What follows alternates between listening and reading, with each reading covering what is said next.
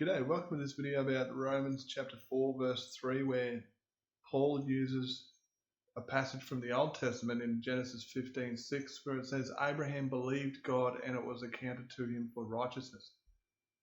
This passage from Genesis 15:6 occurs 3 times in the New Testament, so we'll just have a look at them quickly. First one is in Romans 4 verse 3, so we'll just read verses 2 to 4. It says, For if Abraham was justified by works, he had something to boast about, but not before God. For what does the scripture say? Abraham believed God, and it was accounted to him for righteousness. Now to him who works, the wages are not counted as grace, but as debt. And I guess we can include verse 5. But to him who does not work, but believes on him who justifies the ungodly, his faith is accounted for righteousness.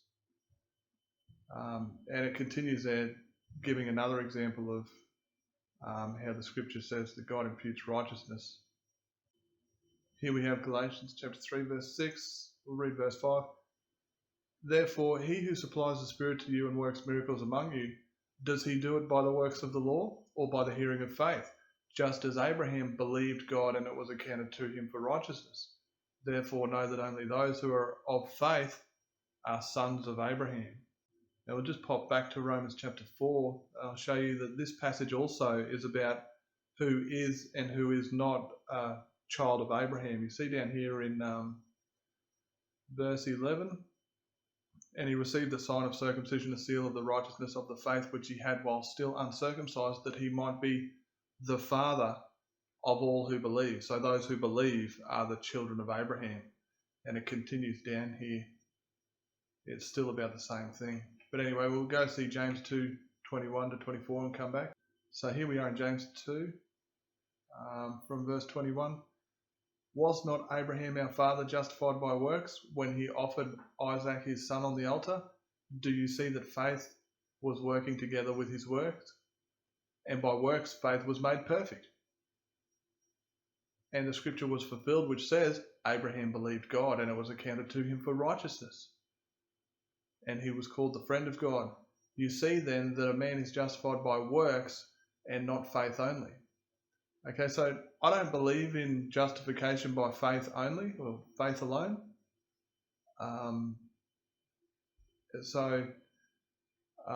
You might be interested to see what I do with Romans chapter 4, because faith alone Christians do use Romans 4 to teach faith alone. So note here in James chapter 2, it's using this passage, the fact that Abraham believed God and it was accounted to him for righteousness, to say that Abraham was not justified by faith alone.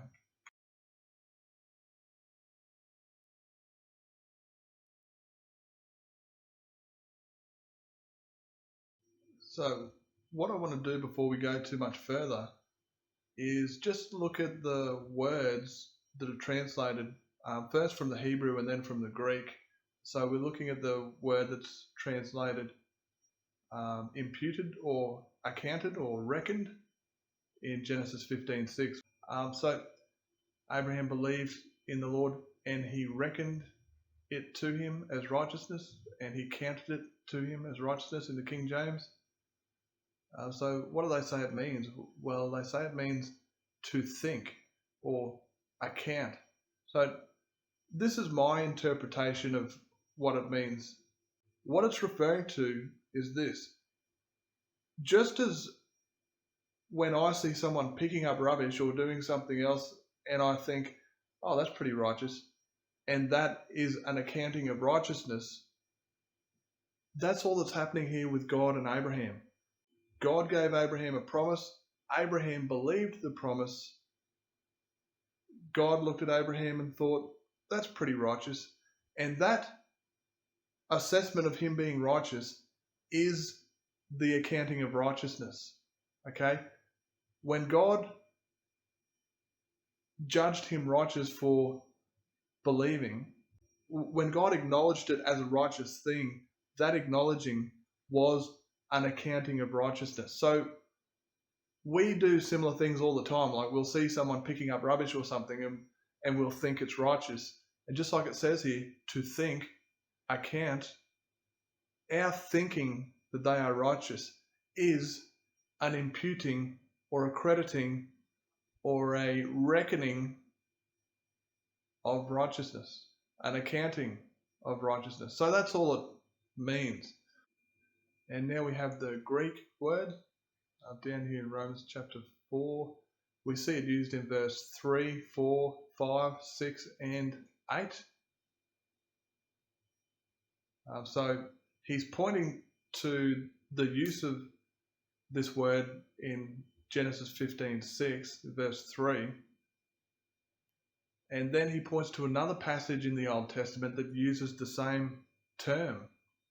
In verses 7 and 8, he uses Psalm 32. And it pops up there in the second verse there, verses 1 and 2 in Psalm 32.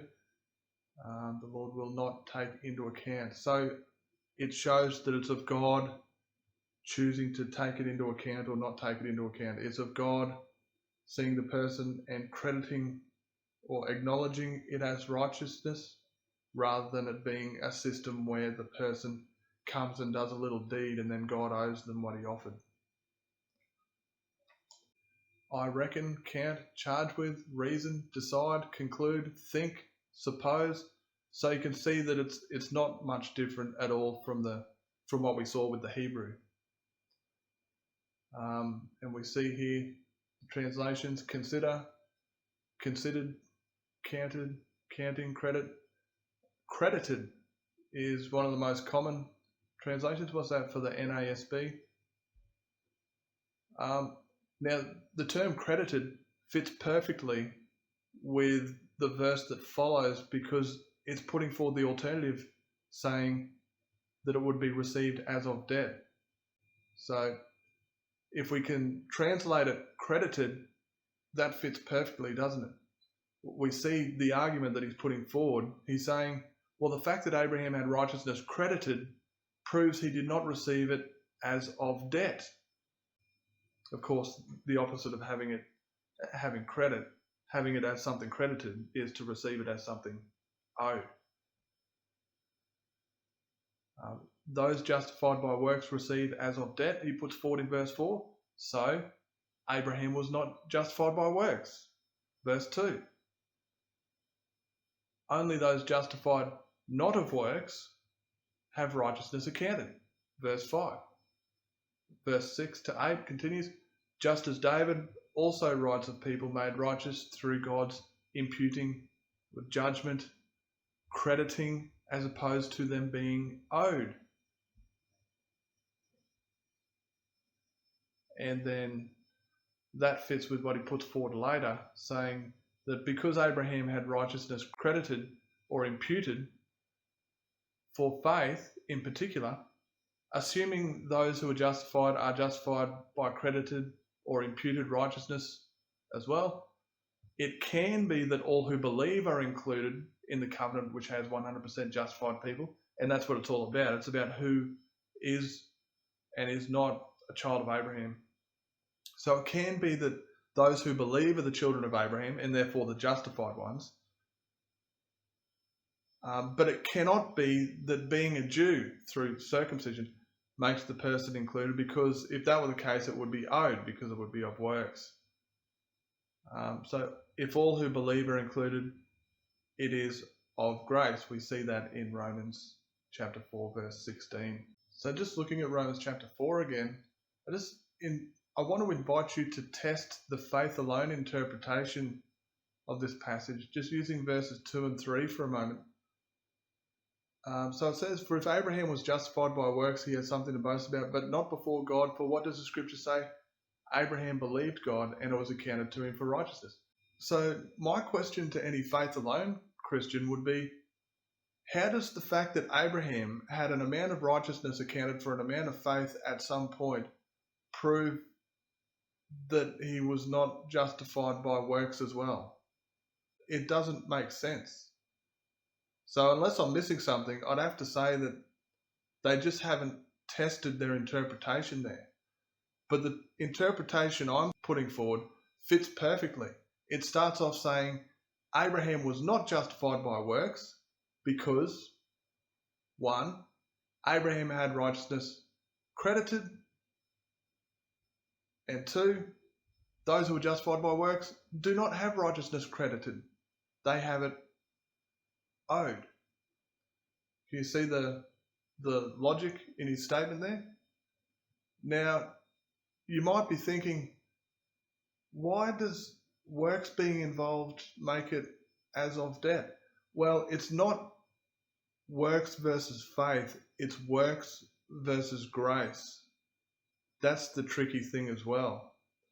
He's comparing the concept of the righteousness being owed for some work as if God comes to the person and says, well, if you do this, this, this, and this, you'll be justified. And so you do it, and then God owes you what he offered, compared to the idea that God is testing the hearts and minds of people secretly, imputing righteousness here, imputing unrighteousness there, which is far more terrifying. So then he gets into how this proves that being a part of the first covenant, Judaism, does not justify the person. Now, I've got prepared here 14 points that we need to understand to get a grasp on the situation.